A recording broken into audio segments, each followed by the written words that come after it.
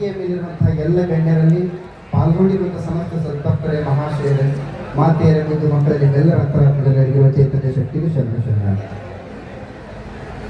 ದೇವರ ದಾಸಿಮಯ್ಯನವರು ಒಂದು ವಚನ ಇದೆ. ಹರತನ್ನ ಭಕ್ತರ ತಿರುವಂತೆ ಮಾಡುವ, ಒರೆದು ನೋಡುವ ಮಿಸುನಿಯ ಚಿನ್ನದಂತೆ, ಅರಿದು ನೋಡುವ ಕಬ್ಬಿನ ಕೋಲಿನಂತೆ, ಅರೆದು ನೋಡುವ ಚಂದನದಂತೆ, ಬೆದರದೆ ಬೆಚ್ಚದೆ ಇದ್ದಡೆ ಕರವಿಡಿದೆತ್ತೆ ಕೊಂಬ ನಮ್ಮ ರಾಮನಾಥ ಅಂತ ಹೇಳಿ ಒಂದು ಹೆಸರನ್ನು ಹೇಳ್ತಾರೆ. ಅಂದ್ರೆ ಪುಣ್ಯ ಕಾರ್ಯವನ್ನು ಮಾಡಬೇಕು ಅಥವಾ ಪುಣ್ಯ ಕಾರ್ಯದಲ್ಲಿ ಪಾಲ್ಗೊಳ್ಬೇಕು ಅಂತ ಮಾತ್ರಕ್ಕೆ ಪರಿಸ್ಥಿತಿ ನಮಗೆ ಪೂರಕವಾಗಿ ಇರೋದಿಲ್ಲ.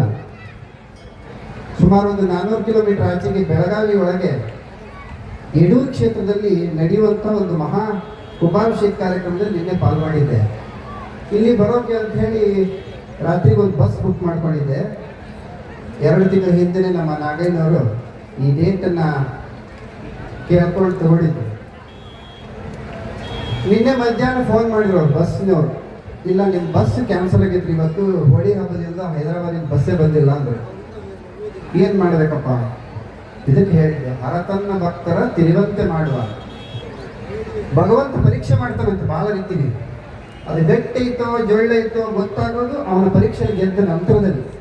ಹೇಗೆ ಚಿನ್ನ ಅಸಲಿನ ನಕಲಿನ ಅಂತ ಅಕ್ಕಸಾಲಿಗ ಹೊರಗಲ್ಲಿಗೆ ಹಚ್ಚಿ ತೀಡಿ ನೋಡ್ತಾನಲ್ಲ, ಹಾಗೆ ಕಬ್ಬನ ಒಳಗಿರ್ತಕ್ಕಂಥ ಸಿಹಿ ಪದಾರ್ಥ ನಮಗೆ ಸಿಗಬೇಕು ಅಂತಂದ್ರೆ ಅದನ್ನ ಆ ಗಾಣದಲ್ಲಿ ಹಾಕಿ ಹಿಂಡ್ತಾನೆ.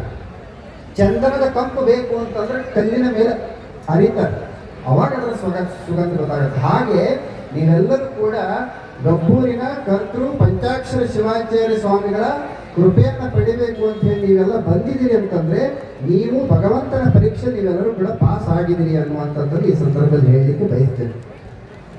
ಪೂಜ್ಯ ಶಂಭು ಸೋಮನಾಥ ಶಿವಾಚಾರ್ಯ ಸ್ವಾಮಿಗಳು ಬಹಳ ಬುದ್ಧಿವಂತಿಕೆಯಿಂದ ಈ ಕಾರ್ಯಕ್ರಮವನ್ನು ಆಯೋಜನೆ ಮಾಡಿದ್ದಾರೆ. 2 ಪೆಂಡಾಲ್ ಹಾಕಿದ್ದಾರೆ, ಅಲ್ಲೊಂದು ಪೆಂಡಾಲ್ ಇಲ್ಲೊಂದು ಪೆಂಡಾಲ್.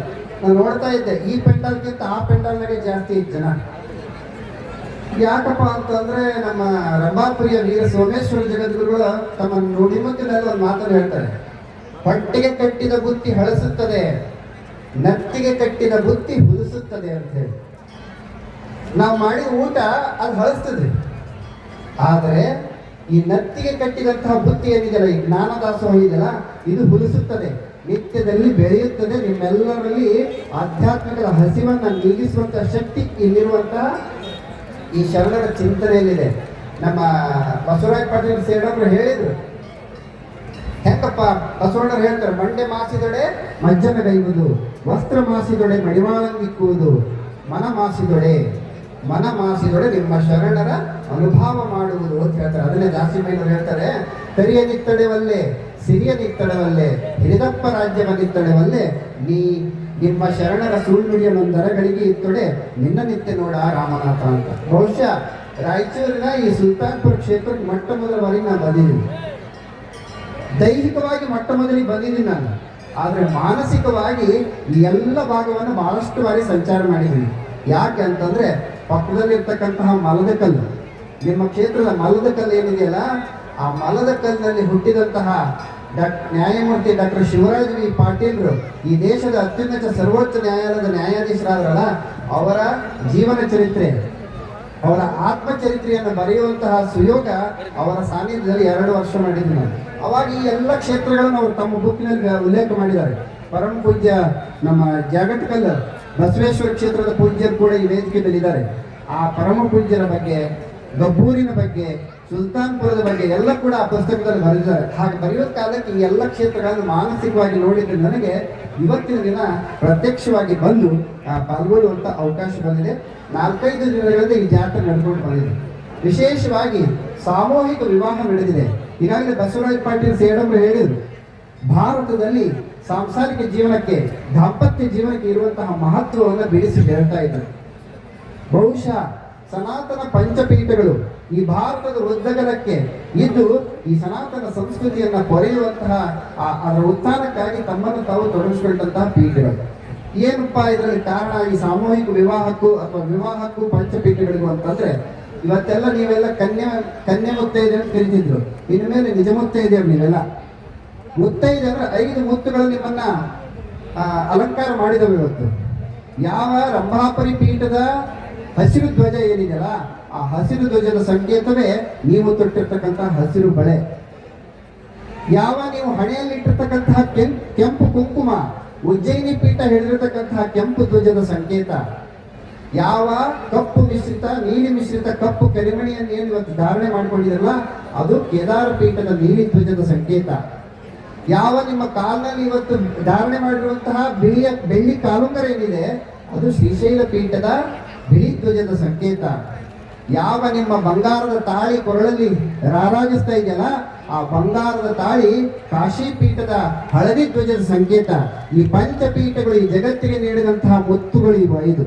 ಆ ಮುತ್ತುಗಳನ್ನ ಕಟ್ಕೊಂಡು ಈ ಸಂಸಾರದ ನೇಗಿಲವನ್ನ ಇಬ್ಬರು ಸೇರಿ ಎಳೆಯೋಣ ಅನ್ನುವಂಥ ಸಂಕಲ್ಪದೊಂದಿಗೆ ನೀವೆಲ್ಲರೂ ಏನಿವತ್ತು ಸಾಂಸಾರಿಕ ಜೀವನಕ್ಕೆ ಕಾಲಿಟ್ಟಿದರೆ ನಿಮ್ಮೆಲ್ಲರ ಬದುಕು ಹಸನಾಗಲಿ ಅಂತ ಹೇಳಿ ಈ ವೇದಿಕೆಯ ಮೂಲಕ ನಾನು ಹೇಳಲಿಕ್ಕೆ ಬಯಸ್ತಾ ಇದ್ದೇನೆ.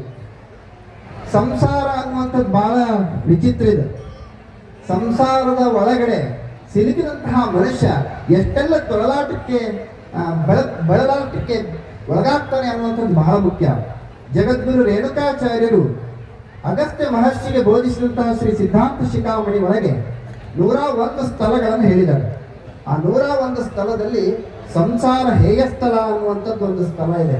ಸಂಸಾರ ಹೇಯ ಸ್ಥಳ ಏನ್ರಿ, ಪಂಚಪೀಠಗಳೇ ಪಂಚ ಮುತ್ತುಗಳನ್ನು ಕರುಣಿಸಿದ್ದಾರೆ ಅಂತ ಅದರ ಮಹತ್ವವನ್ನು ಹೇಳಿ ಮತ್ತೆ ಸಂಸಾರ ಹೇಯ ಸ್ಥಳ ಅಂತ ಹೇಳಿದ್ರಲ್ಲ, ಸಂಸಾರವನ್ನು ತ್ಯಾಗ ಮಾಡ್ಬೇಕಾಗಿದ್ರ ಅಂತ ನಿಮ್ಮ ಪ್ರಶ್ನೆ ಇದ್ರೆ, ಮೊದಲು ನೀವು ಅರ್ಥ ಮಾಡ್ಕೊಳ್ಬೇಕಾದ್ರೆ ಇಷ್ಟೇ, ಸಂಸಾರ ಹೇಯ ಸ್ಥಳ, ಸಂಸಾರ ಅಂದ್ರೆ ಏನು ಅನ್ನೋದು ಅರ್ಥ ಮಾಡ್ಕೊಳ್ಬೇಕು. ಯಾರಿಗಾದ್ರೂ ಸಾಮಾನ್ಯರಿಗೆ ಪ್ರಶ್ನೆ ಮಾಡಿದ್ರೆ ಸಂಸಾರ ಅಂದ್ರೆ ಏನ್ರಿ, ಮನೆ ಮಠ ಹೆಂಡತಿ ಮಕ್ಕಳು ಬಂಗ್ಲೆ ಕಾರು, ಇದು ಸಂಸಾರನ? ಒಂದು ಸಣ್ಣ ದೃಷ್ಟಾಂತ ಹೇಳೋದಾದ್ರೆ, ಹೀಗೆ ಸುಲ್ತಾನ್ಪುರದಂತ ಒಂದು ಮಠ, ಶಂಭು ಸೋಮನಾಥ ಶಿವಾಚಾರ್ಯರು ಅಂತ ಒಬ್ರು ಮಠದ ಪೂಜ್ಯರು ಬಹಳ ಯಶಸ್ವಿಯಾಗಿ ಕ್ಷೇತ್ರವನ್ನು ಬೆಳೆಸ್ಕೊಂಡು ಹೋಗ್ತಾ ಇದ್ರು. ಬಹುಶಃ ತಾವೆಲ್ಲರೂ ಕಂಡಿದ್ದೀರಿ. ಒಂದು 15 ವರ್ಷದ ಹಿಂದೆ ಈ ಕ್ಷೇತ್ರವನ್ನು ನೋಡಿದ್ರೆ ನಾ ಭೂತೋ ನಾ ಭವಿಷ್ಯತಿ ಅನ್ನೋ ಹಾಗೆ ಈ ಕ್ಷೇತ್ರ ಇವರ ರಾಜಿಸಿದೆ. ಕಾರಣ ಏನು ಅಂತಂದ್ರೆ, ಮೈಲಾರದ ಶರಣರು ಹೇಳ್ತಾರೆ, ನೀ ಹಲವು ಮಾತೆಯನ್ನು ನೀ ನಲಿದು ಪಾದವನ್ನಿಟ್ಟ ನೆರವೇಸುವ ಕ್ಷೇತ್ರ, ಜನವೇ ಪಾವನ ತೀರ್ಥ, ಸುಲಭ ಶ್ರೀ ಗುರುವೇ ಕೃಪೆಯಾಗು ಅಂತ ಹೇಳಿದಾರಲ್ಲ. ಹಾಗೆ ಇವತ್ತು ಒಂದು ಮಠ ಬೆಳೆಯಲಿಕ್ಕೆ 2 ಶಕ್ತಿಗಳ ಕಾರಣ ಇರುತ್ತೆ. ಒಂದು ಆ ಮಠದ ಕರ್ತೃತ್ವ ಶಕ್ತಿ, ಇನ್ನೊಂದು ಆ ಮಠದ ಕ್ರಿಯಾಶಕ್ತಿ. ಪಂಚಾಕ್ಷರ ಶಿವಾಚಾರ್ಯರ ಕರ್ತೃತ್ವ ಶಕ್ತಿ, ಶಂಭು ಸೋಮನಾಥ ಶಿವಾಚಾರ್ಯರ ಕ್ರಿಯಾಶಕ್ತಿಯ ಸಂಯೋಗದಿಂದ ಇವತ್ತು ಈ ಕ್ಷೇತ್ರ ಇದು ಭೂಕೈಲಾಸವಾಗಿ ಪರಿವರ್ತನೆ ಆಗ್ತಾ ಇದೆ. ಅದಕ್ಕೆ ನೀವೆಲ್ಲರೂ ಕೂಡ ಸಾಕ್ಷಿಯಾಗಿದ್ದೀರಿ. ಇಂಥ ಒಂದು ಮಠದೊಳಗೆ ಒಬ್ಬ ಅಜ್ಜ ಪ್ರತಿನಿತ್ಯದಲ್ಲಿ ಬಂದು ಈ ಮಠದ ಅಂಗಳವನ್ನು ಸಾರಿಸೋದು, ಸ್ವಲ್ಪ ಸ್ವಚ್ಛ ಮಾಡೋದು, ತನ್ನ ಸೇವಾ ಮಾಡ್ತಿದ್ದ. ಜೊತೆಗೆ ಒಂದು ಯುವಕರು ಕೂಡ ಅದೇ ಅವ್ರ ಜೊತೆಗೆ ಕೈ ಜೋಡಿಸಿ ಧರ್ಮ ಕಾರ್ಯಗಳಲ್ಲಿ ಕೈ ಜೋಡಿಸ್ತಾ ಇದ್ದ. ಇದ್ದಕ್ಕಿದ್ದ ಹಾಗೆ ಒಂದು ದಿನ ಈ ಅಜ್ಜ ಬರೋದು ನಿಲ್ಲಿಸ್ಬಿಟ್ಟ. ಯಾಕೆ, ಈಗ ನಂಗೆ ಮೊಬೈಲ್ ಇರಲಿಲ್ಲ, ಯಾರಿಗೆ ಏನು ಅಂತ ಗೊತ್ತಾಗಲಿಲ್ಲ, ಯಾಕೆ ಅಜ್ಜ ಬರಲಿಲ್ಲ ಅಂತ ಬಿಟ್ಟರು ಸ್ವಾಮಿಗಳು. ಒಂದು ವಾರ 10 ದಿನ ಆಗಿತ್ತು. ಆ 25-30 ವರ್ಷದ ಯುವಕ ಹುಡುಗ ಬರ್ತಿದ್ನಲ್ಲ, ಅವನು ಮಠಕ್ಕೆ ಬರೋದು ನಿಲ್ಲಿಸ್ಬಿಟ್ಟ. ಅದು ಗೊತ್ತಾಗಲಿಲ್ಲ ಸ್ವಾಮಿಗಳಿಗೆ. ವಿಚಾರ ಮಾಡಿದ್ರು, ಯಾಕೋ ಇರಲಿ ಬಿಡು ಏನಿರ್ಬೋದು ಅಂತ ಹೇಳಿ ಸುಮ್ಮನಾದ್ರು. ಒಂದು ತಿಂಗಳ ನಂತರ ಅಜ್ಜ ಬಂದ ವಾಪಸ್ ಮಠಕ್ಕೆ. ಸ್ವಾಮಿಗಳು ಕೇಳಿದ್ರು, ಏನ್ರಿ ಗೌಡ್ರೆ, ಒಂದು ತಿಂಗಳಿಂದ ನಾನು ಅಪ್ಪತ್ತಿ ಆಗಿದ್ರಲ್ಲ, ಬರಲೇ ಇಲ್ಲ. ಅವಾಗ ಅಜ್ಜ ಅಂದ, ಬುದ್ಧಿ, ನನ್ನ ಹೆಂಡತಿ ಸತ್ತು ಹೋಗ್ಬಿಟ್ಟಿದ್ರಿ, ಅದಕ್ಕೆ ಸಂಸಾರದ ಜವಾಬ್ದಾರಿ ನನ್ನ ತಲೆ ಮೇಲೆ ಬಿದ್ದೈತಿ, ಅದಕ್ಕಾಗಿ ಬರಲಿಲ್ಲ ಅಂತಂದ ಅಜ್ಜ. ಓ ಹಂಗಾಯ್ತಾ, ಒಳ್ಳೇದಾಗಲಿ, ಆಗ ಸಮಾಧಾನ ಮಾಡ್ಕೊಳ್ರಿ ಅಂದರು. ಅಲ್ಲಿಗೆ ಒಂದು ವಾರ 10 ದಿನಕ್ಕೆ ಆ ಹುಡುಗನ ಬಂದ. ಎಲ್ಲೋ ತಮ್ಮ ಬರಲಿಲ್ಲೋ, ಮತ್ತು ಮಠದ ಅಂಗಳ ಪಂಗಳ ಸಾರಿಸ್ತಿದ್ದಿ, ಹೂವು ಪತ್ರಿ ಎತ್ತಿದ್ದಿ, ಯಾಕೆ ಬರಲಿಲ್ಲ ಅಂತ ಕೇಳಿದರು. ಆ ಹುಡುಗ ಹೇಳ್ತಾನೆ, ಇಲ್ರಿ ಬುದ್ಧಿ, ನನಗೆ ಲಗ್ನ ಆಯಿತು, ನನ್ನ ಹೆಂಡತಿ ಬಂದಾಳ, ಸಂಸಾರ ಜವಾಬ್ದಾರಿ ನನ್ನ ತಲೆ ಮೇಲೆ ಬಿದ್ದಿದೆ, ಹಂಗಾಗಿ ಬರಲಿಲ್ಲ ಅಂತಂದ. ಒಂದು 4 ದಿನ ಮುಂದೆ ಅಜ್ಜ ಹೇಳ್ದ, ಹೆಂಡತಿ ಸತ್ಲು, ಸಂಸಾರದ ಭಾರ ನನ್ನ ತಲೆ ಮೇಲೆ ಬಿತ್ರಿ, ಅದಕ್ಕೆ ಬಂದಿಲ್ಲ ಅಂತ ಅಜ್ಜ ಹೇಳ್ತಾನೆ. ಹುಡುಗ ಹೇಳ್ತಾನೆ, ನನ್ನ ಲಗ್ನ ಆಯ್ತ್ರಿ, ನನ್ನ ಹೆಂಡತಿ ಬಂದಾಳ, ನನ್ನ ಹೆಂಡತಿ ಬಂದಿಂದ ನನಗೆ ಸಂಸಾರದ ಭಾರ ನನ್ನ ತಲೆ ಮೇಲೆ ಬಿದ್ದಿತ್ತು, ಅದಕ್ಕೆ ಬರಲಿಲ್ಲ ಅಂತ. ಹಾಗಾದ್ರೆ ನಿಜವಾದ ಸಂಸಾರ ಯಾವುದು? ಹೆಂಡತಿ ಸತ್ತಿದ್ದ ಸಂಸಾರನೋ, ಹೆಂಡತಿ ಬಂದಿದ್ದ ಸಂಸಾರನೋ? 2 ಸಂಸಾರ ಅಲ್ಲ. ಸಂಸಾರ ಯಾವುದು ಅಂತಂದ್ರೆ, ಆ ಹೆಂಡತಿಯ ಮೇಲೆ ನಿಮಗಿರ್ತಕ್ಕಂಥ ವ್ಯಾಮೋಹ ಇದೆಯಲ್ಲ, ಅದು ಸಂಸಾರ. ನನ್ನ ಹೆಂಡತಿ, ನನ್ನ ಮಕ್ಕಳು, ನನ್ನ ಮನೆ, ನನ್ನ ಬಂಗಲೆ, ನನ್ನ ಕಾರು ಅನ್ನುವಂಥ ವ್ಯಾಮೋಹ ಇದೆಯಲ್ಲ, ಈ ವ್ಯಾಮೋಹವನ್ನು ತ್ಯಾಗ ಮಾಡೋದೇ ಸಂಸಾರ ಹೇಯಸ್ಥಳ. ಎಲ್ಲವೂ ಬೇಕು, ಎಲ್ಲರ ಜೊತೆಗೇ ಬದುಕಬೇಕು, ಆದರೆ ಆ ಯಾವುದರ ಜೊತೆಗೂ ಅಂಟಿಕೊಳ್ಳಾರಂಥ ವ್ಯಾಮೋಹವನ್ನು ನಿರಸನ ಮಾಡುವುದೇ ಸಂಸಾರ ಹೇಯಸ್ಥಳ. ಅಂತ ವ್ಯಾಮೋಹವನ್ನು ತ್ಯಾಗ ಮಾಡಲಿಕ್ಕಾಗೇ ಪರಮ ಪೂಜ್ಯ ಸ್ವಾಮಿಗಳು ಪ್ರತಿ ವರ್ಷ ಜಾತ್ರೆಯನ್ನು ಮಾಡಿ ಇಂತಹ ಎಲ್ಲ ಪೂಜ್ಯರಿಂದ ನಿಮಗೆ ಹಿತೋಪದೇಶವನ್ನು ನೀಡುವಂಥ ಕಾರ್ಯವನ್ನು ನಿರಂತರವಾಗಿ ನಡೆಸ್ಕೊಂಡು ಬರ್ತಾ ಇದ್ದಾರೆ. ಯಾವ ಗುರುಗಳಿಂದ ವಿಶೇಷವಾಗಿ ಈ ಸಮಾಜಕ್ಕೆ ಬೇಕಾದಂಥ ಕಾರ್ಯಗಳು ನಡೆತಿದ್ದಾರೆ ಅಂತಂದರೆ, ಗುರುಮುಟ್ಟಿ ಗುರುವಾದ ಅಂಥೇಳಿ ಒಬ್ಬ ಶ್ರೇಷ್ಠ ಗುರುವಿನ ಆಶೀರ್ವಾದ ಸಿಕ್ಕರೆ ಆ ವ್ಯಕ್ತಿ ಮಾತ್ರ ಉತ್ತಮ ಗುರುವಾಗಿ ಸಮಾಜಕ್ಕೆ ಒಳ್ಳೆ ಮಾರ್ಗದರ್ಶನ ಮಾಡಲಿಕ್ಕೆ ಸಾಧ್ಯ. ಯಾಕಂತಂದ್ರೆ ಶಂಭು ಸೋಮನಾಥ ಶಿವಾಚಾರ್ಯ ಸ್ವಾಮಿಗಳು ಕಲಿತಿದ್ದಲ್ಲಿ ಯಾರ ಕೃಪಾಕಾರುಣ್ಯಕ್ಕೆ ಒಳಗಾಗಿದ್ದಾರೆ ಅಂತಂದ್ರೆ, ನಡೆದಾಡುವ ದೇವರು ತಪೋರತ್ನಂ ಹುಟಗಿ ಮಠದ ಯೋಗಿ ರಾಜೇಂದ್ರ ಶಿವಾಚಾರ್ಯರ ಗರಡಿಯಲ್ಲಿ ಪಳಗಿದ್ದ ಕಾರಣಕ್ಕಾಗಿ ನಿಮ್ಮೆಲ್ಲರಿಗೂ ಕೂಡ ಇಂತಹ ಆಧ್ಯಾತ್ಮಿಕ ಹಿರಿಯನ್ನು ನಿರಂತರವಾಗಿ ಹರಿಸ್ತಾ ಇದ್ದಾರೆ. ಪೂಜ್ಯರ ಮೂರ್ತಿಯನ್ನು ನಿಂತು ಪೂಜೆ ಮಾಡಿದ್ದಾರೆ. ಯೋಗಿ ರಾಜೇಂದ್ರ ಶಿವಾಚಾರ್ಯರು ಅಂತಂದ್ರೆ ನಿಮಗೆಲ್ಲ ಆಶ್ಚರ್ಯ ಆಗುತ್ತೆ. ಇವತ್ತಿರ್ತಕ್ಕಂತಹ ಸನಾತನ ಪಂಚಪೀಠಗಳಲ್ಲಿ 3 ಪೀಠಗಳ ಪರಮಾಚಾರ್ಯರನ್ನ ಆ ಪೀಠದ ಮೇಲೆ ಕೂರಿಸೋದ್ರಲ್ಲಿ ಪ್ರಧಾನ ಪಾತ್ರ ವಹಿಸಿದವರು ಯಾರು ಅಂದ್ರೆ ಯೋಗಿ ರಾಜೇಂದ್ರ ಶಿವಾಚಾರ್ಯ ಸ್ವಾಮಿಗಳು. ಈ ದೇವದುರ್ಗದ ಭೂಮಿ ಇದು ದೇವದುರ್ಗ ಅಂದ್ರೆ ಹೆಸರಿಗೆ ತಕ್ಕನಾಗಿ ಇದು ದೇವಭೂಮಿಯಾಗಿದೆ. ಕಾರಣ ಏನಂದ್ರೆ ಪಕ್ಕದ ಜಾಲಹಳ್ಳಿಯಲ್ಲಿ ಹುಟ್ಟಿದಂತಹ ಶತಸ್ಥಲ ಬ್ರಹ್ಮ ಮಲ್ಲಿಕಾರ್ಜುನ ಶಿವಾಚಾರ್ಯ ಸ್ವಾಮಿಗಳು ಇವತ್ತು ಸನಾತನ ಕಾಶಿ ಪೀಠದ ಒಡೆಯರಾಗಿ 87ನೇ ಜಗದ್ಗುರುಗಳಾಗಿ ರಾರಾಜಿಸ್ತಿದಾರಲ್ಲ. ಈ ದೇವದುರ್ಗ ತಾಲೂಕಿನ ಸದ್ಭಕ್ತರಿಗೆ ಇದೊಂದು ಮಹಾ ಯೋಗ ಅಂತ ಹೇಳಲಿಕ್ಕೆ ಬಯಸ್ತೇನೆ. ಇದಕ್ಕೆ ಕಾರಣ ಏನು ಅಂತಂದ್ರೆ ಯೋಗಿ ರಾಜೇಂದ್ರ ಶಿವಾಚಾರ್ಯ ಸ್ವಾಮಿಗಳು ಮಾಡಿರುವಂತಹ ಆಶೀರ್ವಾದದ ಫಲ.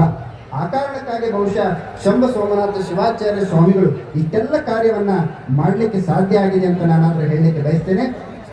ವಿಶೇಷವಾಗಿ ನಮ್ಮ ಸಂಗೀತ ಬಳಗ ಇಲ್ಲಿದೆ. ಸಂಗೀತ ಲೋಕದಲ್ಲಿ ಬಹಳ ದೊಡ್ಡ ಹೆಸರು ಅಂತಂದ್ರೆ ಗುರುಸ್ವಾಮಿ ರಾಜಗುರು ಕಲಿಕೇರಿಯವರು. ರಾಜಗುರು ಕಲಿಕೇರಿಯವರು ಮೈಕನ್ನು ಹಿಡಿದ್ರು ಅಂತಂದ್ರೆ ಇಡೀ ಸಭಾ ಅದು ತಟಸ್ಥವಾಗಿ ಹೋಗುವಂತ ಒಂದು ಸಂದರ್ಭ ಇದೆ. ಅವ್ರದೊಂದು ಪ್ರಸಿದ್ಧವಾದಂತಹ ಗೀತೆ ಇದೆ. ವೀರಶೈವ ಏನಾಗುತ್ತಿತ್ತ, ಲಿಂಗ ಧರ್ಮದ ಅಸ್ತಿತ್ವ ಎಲ್ಲಿರುತ್ತಿತ್ತ, ಹೇಗಿರುತ್ತಿತ್ತ. ಇದು ಬಹಳ ಪ್ರಸಿದ್ಧವಾದ ಗೀತೆ ಇದೆ. ಅದನ್ನು ಬಹಳ ಆಸ್ವಾದಿಸುವಂತ, ಅದನ್ನು ಅತ್ಯಂತ ಮನಸ್ಪೂರ್ವಕವಾಗಿ ಒಪ್ಪಿಕೊಳ್ಳುವಂತಹ ವ್ಯಕ್ತಿನ ಇಲ್ಲಿ ಕುತ್ಕೊಂಡು ಕಾಲಕ್ಕೇ ಆ ಗೀತೆಯ ಧ್ವನಿಯಲ್ಲಿ ಒಂದು 4 ಸಾಲ ಈ ಕ್ಷೇತ್ರದ ಬಗ್ಗೆ ನಾನು ಇಲ್ಲಿ ಗೀಚಿದೆ ಕುತ್ಕೊಂಡು. ಯೋಗಿ ರಾಜೇಂದ್ರ ಗುರು ಜನಿಸದಿದ್ದರೆ, ಶಿವಯೋಗಿ ಸಿದ್ಧಿಯೊಡೆಯರಾಗದಿದ್ದರೆ, ಸಂಗೀತ ಮಹಾಪೂಜೆಗೈಯದಿದ್ದರೆ, ಪರಮ ಪಂಚಪೀಠಗಳನ್ನು ಸೇವಿಸದಿದ್ದರೆ, ಸುಲ್ತಾನ್ಪುರ ಮಠಕ್ಕೆ ದಯ ಮಾಡಿಸದಿದ್ದರೆ, ಶಂಭು ಸೋಮನಾಥ ಗುರುವ ಹರಸದಿದ್ದರೆ, ವೀರಶೈವ ಸಂಸ್ಕೃತಿ ಸಿರಿಯಲ್ಲಿರುತ್ತಿತ್ತು, ನನ್ನೀ ನುಡಿ ಸೇವೆ ಹೇಗಿರುತ್ತಿತ್ತು. ಯಾಕೆ ಈ ಮಾತನ್ನು ಹೇಳಿದೆ ಅಂತಂದ್ರೆ, ನೀವು ಹೇಗೆ ನಿಮ್ಮ ಗುರುಗಳನ್ನು ಆರಾಧಿಸ್ತಿರೋ ಅಥವಾ ಅವ್ರ ಬಗ್ಗೆ ಭಕ್ತಿ ಪರಾಕಾಷ್ಠೆಯಲ್ಲಿ ಬೆರೀತಿರಲ್ಲ, ಹಾಗೆ ಎಲ್ಲರ ಗುರು ಪರಮ ಗುರು, ಆ ಗುರುವಿನ ಗುರು ಎಲ್ಲ ಗುರುವಿಗೆ ಹೋಗಿ ಅದು ಮುಟ್ಟೋದು ಆ ಆದಿಗುರು ಸದಾಶಿವನಲ್ಲಿ. ಅದಕ್ಕೆ ಶ್ಲೋಕದಲ್ಲಿ ಹೇಳ್ತಾರೆ, ಸದಾಶಿವ ಸಮಾರಂಭಾಂ ಪಂಚಾಚಾರ್ಯಸು ಮಧ್ಯಮಾಂ ಶಿವಾನಂದಾರ್ಯ ಪರ್ಯಂತಂ ಒಂದೇ ಗುರು ಪರಂಪರಾ ಅಂತ ಹೇಳಿ. ಅಂದ್ರೆ ನಮ್ಮ ಈ ಗುರು ಪರಂಪರ ಆರಂಭ ಆಗೋದೇ ಆದಿಗುರು ಸದಾಶಿವನಿಂದ. ಅಂತಹ ಗುರು ಪರಂಪರೆಗೆ ನೀವು ಎಲ್ಲರೂ ನಡೆದುಕೊಳ್ಳುವ ಮೂಲಕ ನಿಮ್ಮ ಭಾವ ಕಲ್ಯಾಣ ಆಗ್ತದೆ. ಈ ಭಾಗವನ್ನ ಕಲ್ಯಾಣ ಕರ್ನಾಟಕ ಅಂತ ಕರೀತಾರೆ. ಯಾಕೆ ಕಲ್ಯಾಣ ಕರ್ನಾಟಕ ಅಂದ್ರೆ, ಇಲ್ಲಿರ್ತಕ್ಕಂತಹ ಭಕ್ತರ ಬಾಳನ್ನ ಕಲ್ಯಾಣಗೊಳಿಸುವಂತಹ 100 ಮಠಗಳು ಈ ಭಾಗದಲ್ಲಿ ಇರೋದ್ರಿಂದಲೇ ಕಲ್ಯಾಣ ಕರ್ನಾಟಕ ಆಗಿದೆ. ವಿಶೇಷವಾಗಿ ನಮ್ಮ ಬೂದಿ ಬಸವೇಶ್ವರ ಗಬ್ಬೂರ್ ಸಂಸ್ಥಾನ ಇರ್ಬೋದು, ಸುಲ್ತಾನ್ಪುರ ಇರ್ಬೋದು, ನಮ್ಮ ಸಾವಿರ ದೇವರ ಮಠ ಇರ್ಬೋದು, ಈ ಭಾಗದಲ್ಲಿ ನಮ್ಮ ಶಾಸ್ತ್ರಿಗಳು ಅವರು ನಿರೂಪಣೆ ಮಾಡಿರೋ ಉಪನ್ಯಾಸಗಳ ಅವಶ್ಯಕತೆ ಇಲ್ಲ. ಈಗ 10 ದಿನದ ಹಿಂದೆ ಅಬ್ಬೆ ತುಮಕೂರಿಗೆ ಹೋಗಿದ್ದೆ. ಏನದು ನ ಭೂತೋ ನ ಭವಿಷ್ಯತಿ. ಇಂತಹ ಮಹಾನ್ ಕ್ಷೇತ್ರಗಳು ಈ ಭಾಗದಲ್ಲಿ ಇರೋದ್ರಿಂದನೇ ಈ ಭಾಗಕ್ಕೆ ಕಲ್ಯಾಣ ಕರ್ನಾಟಕ ಅನ್ನುವಂಥ ಹೆಸರು ಇದು ಅರ್ಥಪೂರ್ಣ ಆಗಿದೆ ಅನ್ನುವಂತಹ ಮಾತನ್ನು ಹೇಳ್ತಾ, ದೂರದ ಬೆಂಗಳೂರಿನಿಂದ ಈ ಕಾರ್ಯಕ್ರಮದಲ್ಲಿ ಪಾಲ್ಗೊಳ್ಳಿಕ್ಕೆ ಅವಕಾಶವನ್ನು ಕೊಟ್ಟು ನಾನು ನುಡಿಕುಸುಮವನ್ನು ಅರ್ಪಣೆ ಮಾಡಲಿಕ್ಕೆ ವ್ಯವಸ್ಥೆಯನ್ನು ಮಾಡಿದಂಥ ಎಲ್ಲರಿಗೆ ವಂದಿಸಿ, ವಿಶೇಷವಾಗಿ ಯುವಕರಾಗಿರುವಂತಹ ಮತ್ತೆ ಧರ್ಮದ ಬಗ್ಗೆ ಬಹಳ ವಿಶೇಷವಾಗಿ, ಯಾಕೆಂದ್ರೆ ಅವರ ಪೂಜೆಯನ್ನು ನೋಡ್ತಾ ಇದ್ರೆ ಅದೇ ಒಂದು ಭೂಕೈಲಾಸ ದರ್ಶನ ಆಗ್ತಾ ಇದೆ. ಅಂತಹ ತಪೋನಿಷ್ಠರು, ಪೂಜಾನಿಷ್ಠರು, ಧಾರ್ಮಿಕ ಪ್ರಜ್ಞೆಯನ್ನು ಮೈಗೂಡಿಸಿಕೊಂಡಿರುವಂತಹ ಶಂಭು ಸೋಮನಾಥ ಶಿವಾಚಾರ್ಯ ಸ್ವಾಮಿಗಳಿಂದ ಈ ಭಾಗಕ್ಕೆ, ಈ ಭಾಗದ ಭಕ್ತರಿಗೆ ಇನ್ನಷ್ಟು ಧರ್ಮ ಕಾರ್ಯಗಳು ನಿರಂತರವಾಗಿ ನಡೆಯಲಿ ಅನ್ನುವಂಥ ಹಾರೈಕೆಗಳನ್ನು ಮಾಡ್ತಾ ನನ್ನ ಈ ನುಡಿ ಕುಸುಮವನ್ನು ಯೋಗಿರಾಜೇಂದ್ರ ಶಿವಾಚಾರ್ಯರ ದಿವ್ಯ ಸಾನ್ನಿಧ್ಯಕ್ಕೆ ಸಮರ್ಪಣೆ ಮಾಡ್ತೀನಿ. ಶುಭ.